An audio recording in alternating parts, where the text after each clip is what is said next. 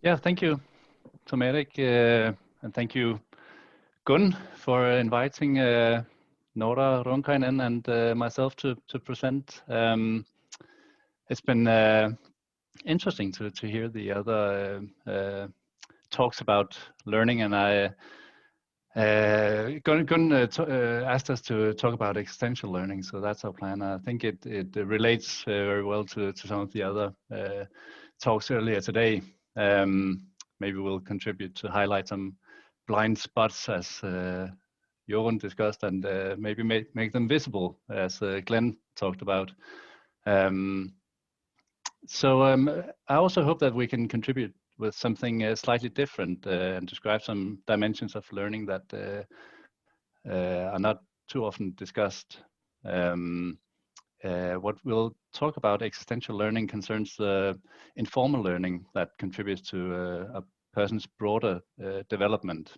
It's a form of learning that is difficult to plan for, and where we often learn things that we were not intended and that we might not have wanted to learn. Like, for example, our friend in the picture below who loses his leg because a mole grabs it as he plays football. I realize now that trying to be funny in a Zoom meeting is a very lonely thing. I apologize, the Danish dark humor we included here. But existential learning does occur often in encounters with unforeseen problems, for example, injuries in sport, or when you maybe you experience a loss of meaning, like the other image, you suddenly realize that you're running nowhere fast, lose meaning in your practice. So that's the kind of learning moments that we'll try and focus on. Not just the negative ones, but also the more positive ones.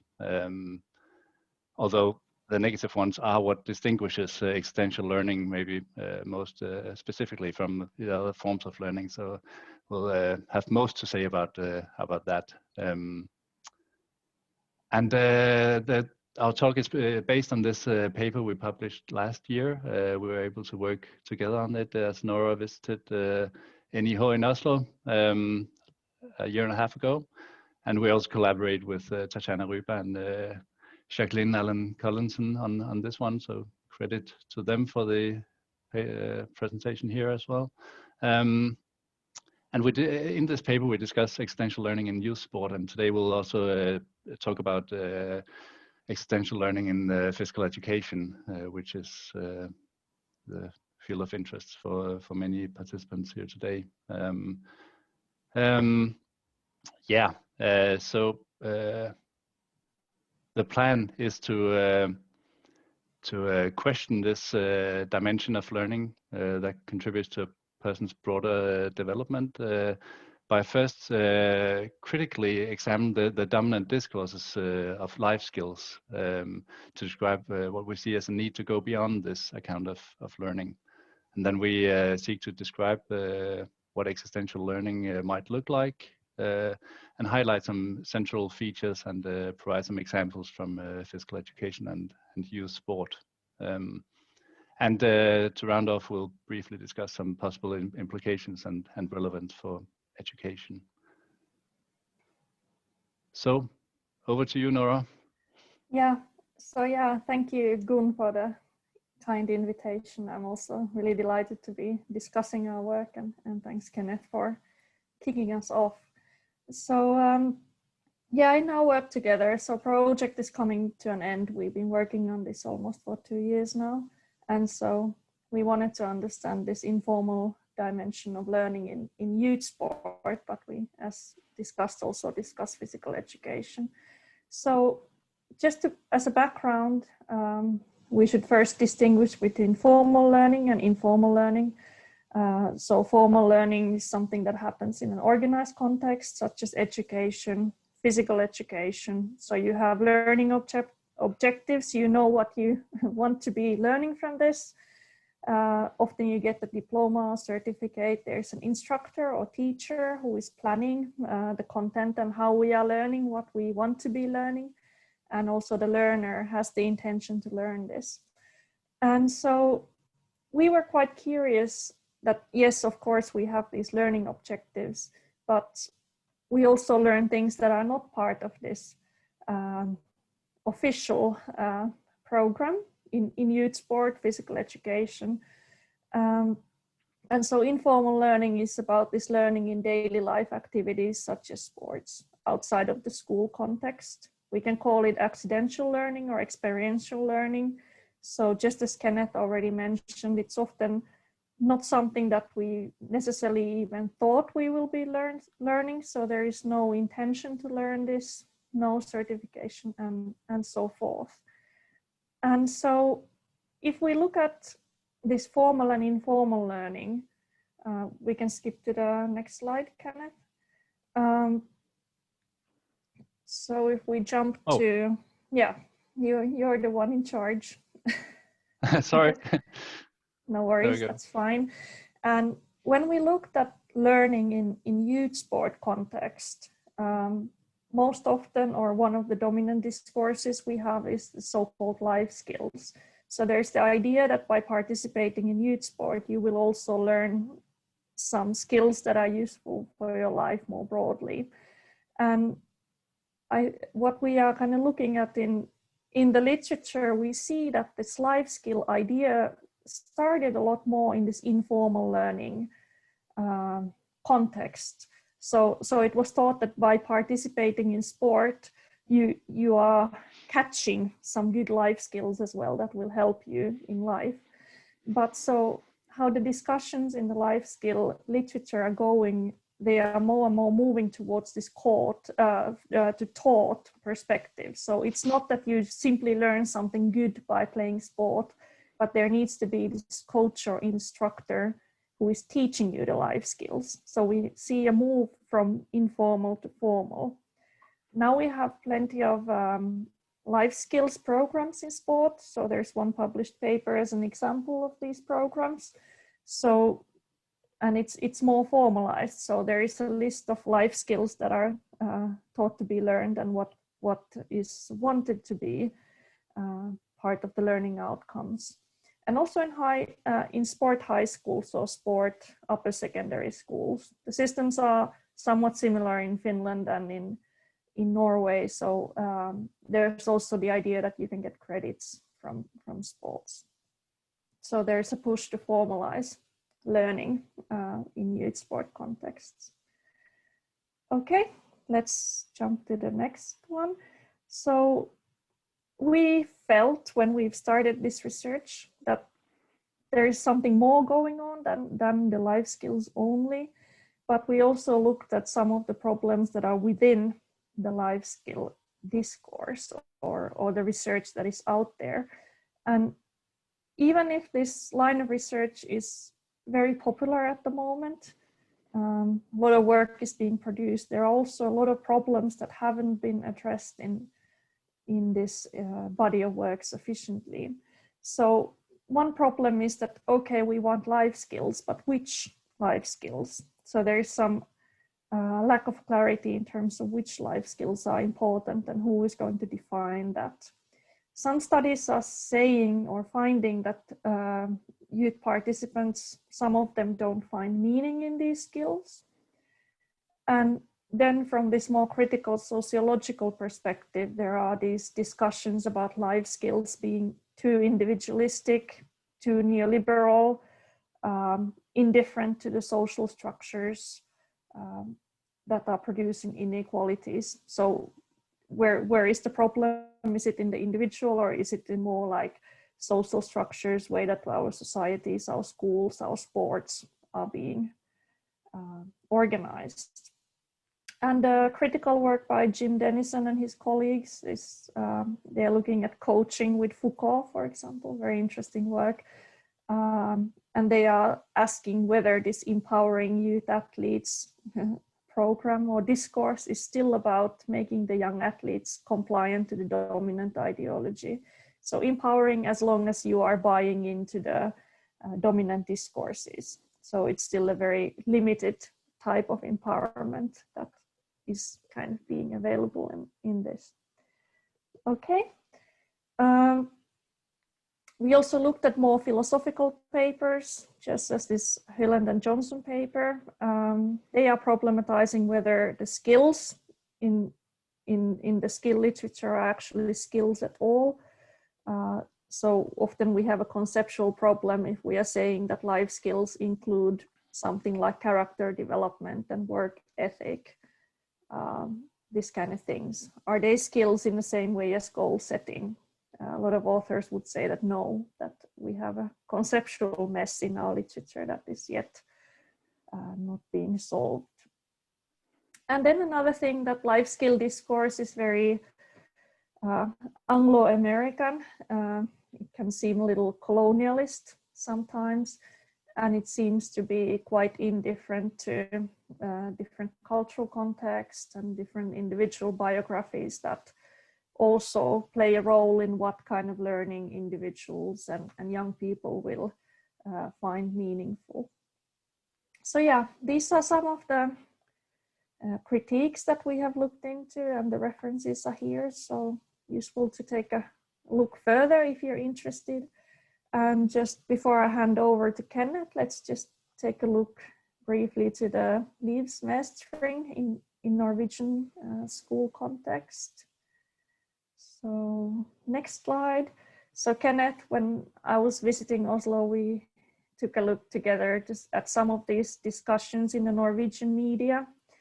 And in Norway, there are certainly these same kind of critical discussions going on about life skills, whether that's the right solution to the challenges that young people are facing. So where is the problem? Is it in individual coping skills, or do we need to think more deeply and also look at the cultural and social factors that might be contributing to well-being and ill-being in young people?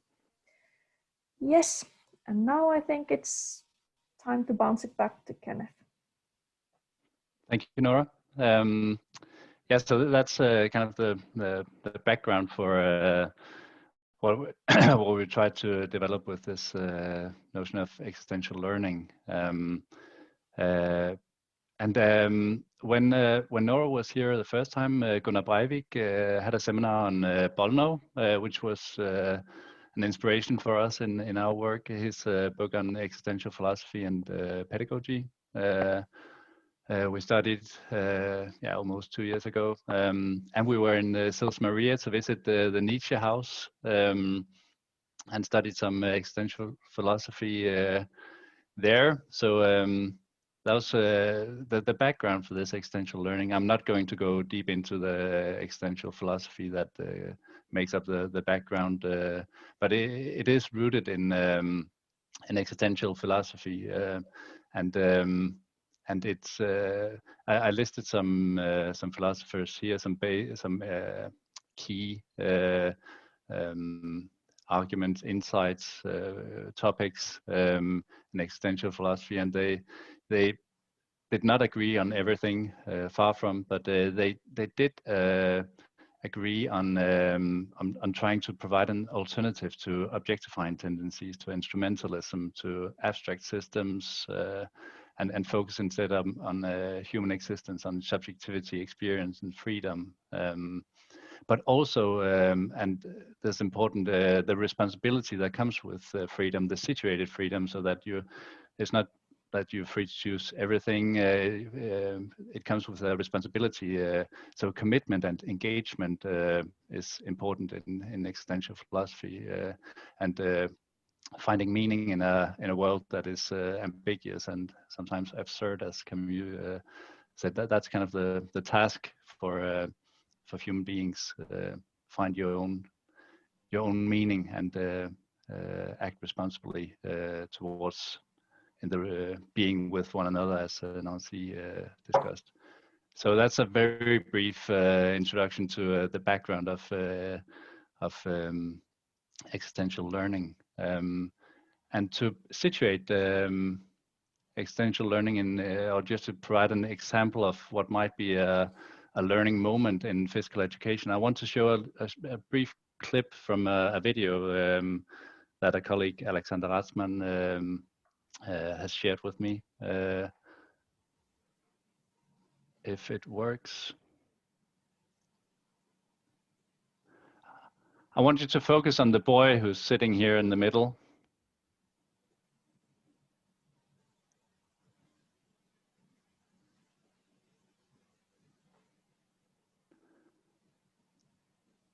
And I'm going to skip some of the video now. We don't have so much time. The teacher goes to the other end of the gym and comes back.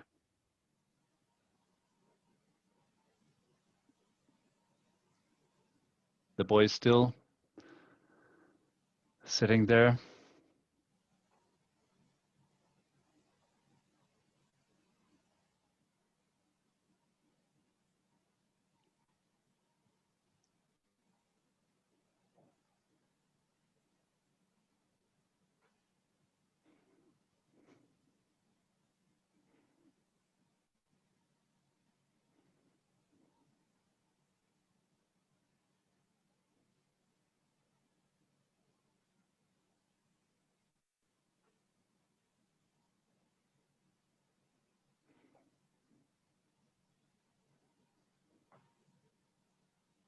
The teacher asks, it's in German, if everyone has a partner.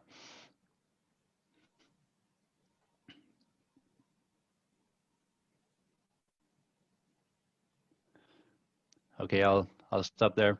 So I think this is an example of a learning moment that might be relevant to analyze, to see in light of this existential learning. Where and of course we haven't talked to any of the persons here. We cannot make a deep analysis. That's not the point here. But this kind of learning, which might involve rejection, exclusion. He's trying to engage in the exercise, and like Jorun described earlier, not receiving the ball from the others. These might be learning moments that we can analyze in light of this existential learning. And in ways that are not positive, like life skills. It's not like they contribute to, as the life skills literature describes the development of positive self-image and confident identity. And it's certainly not the thing. I assume that the things the boy learned in this clip are not part of the curriculum, and it certainly isn't the pedagogical aim of the teacher. I think that would be reasonable to assume. So this is the kind of learning moment that we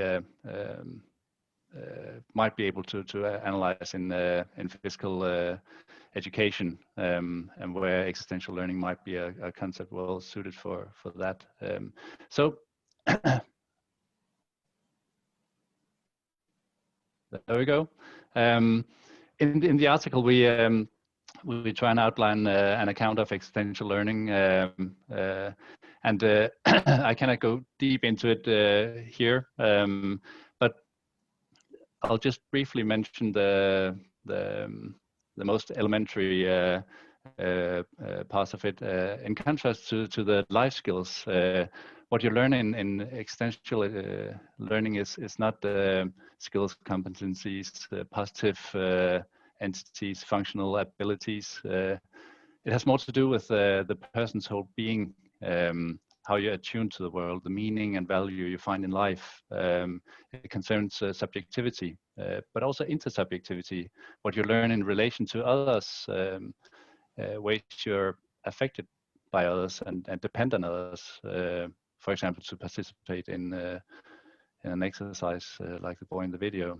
And that can be both positive and negative. You can learn about your strengths, your values, your beliefs, but also your weaknesses and your fragility. And you can learn about how the world isn't always fair. You can maybe have lessons in shame, alienation.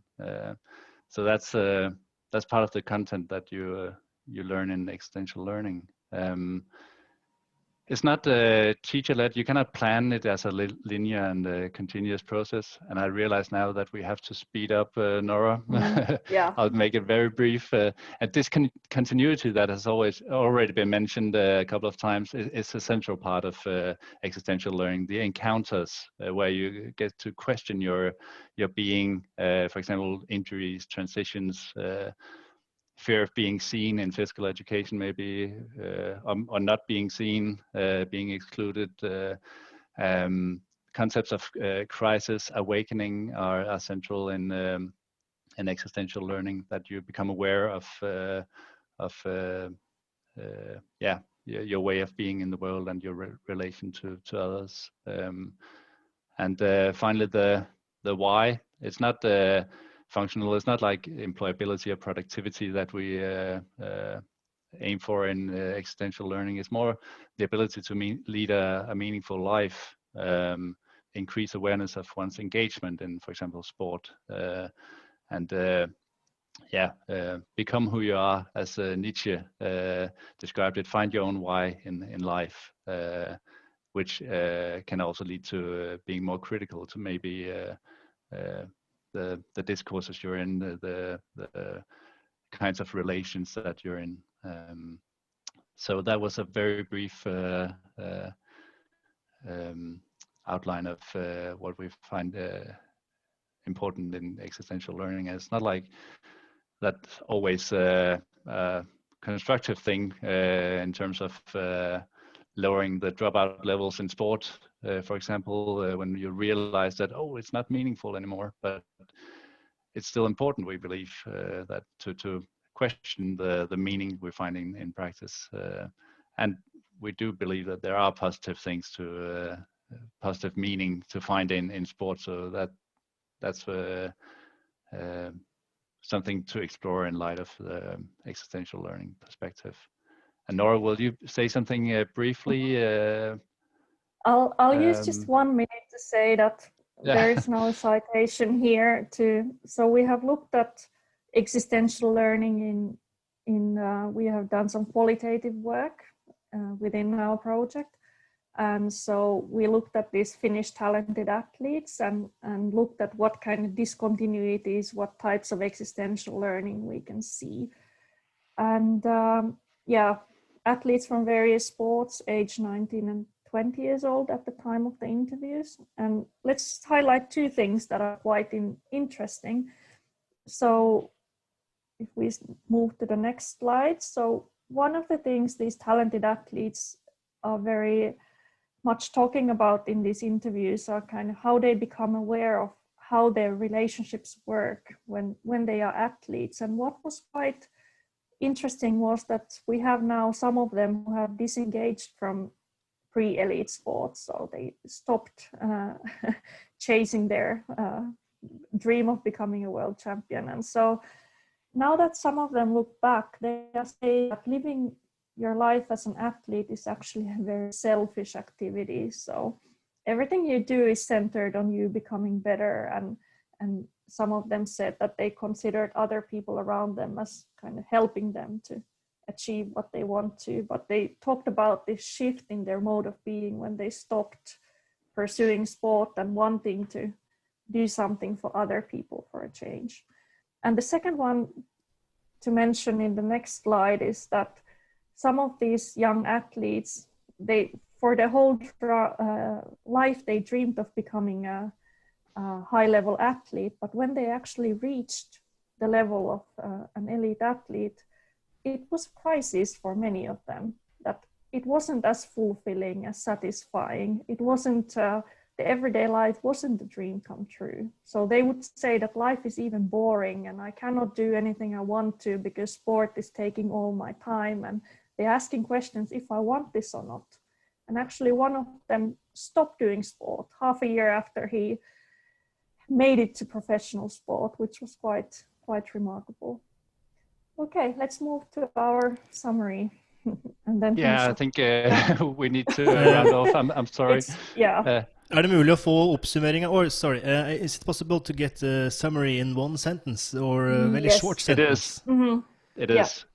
Existential learning might be relevant in education. It's already being examined or researched by Severud and Biesta, for example. We are inspired by Bono. You can look into that. It's really interesting. Might be ways to explore this further. Also in outdoor education, my colleague Peter Erik and Christian Abelsen are doing some work on naturnærvær, for example, which I learned about last week, which might also be interesting to explore in the context of existential learning. So thank you very much, and sorry for taking a little too long here.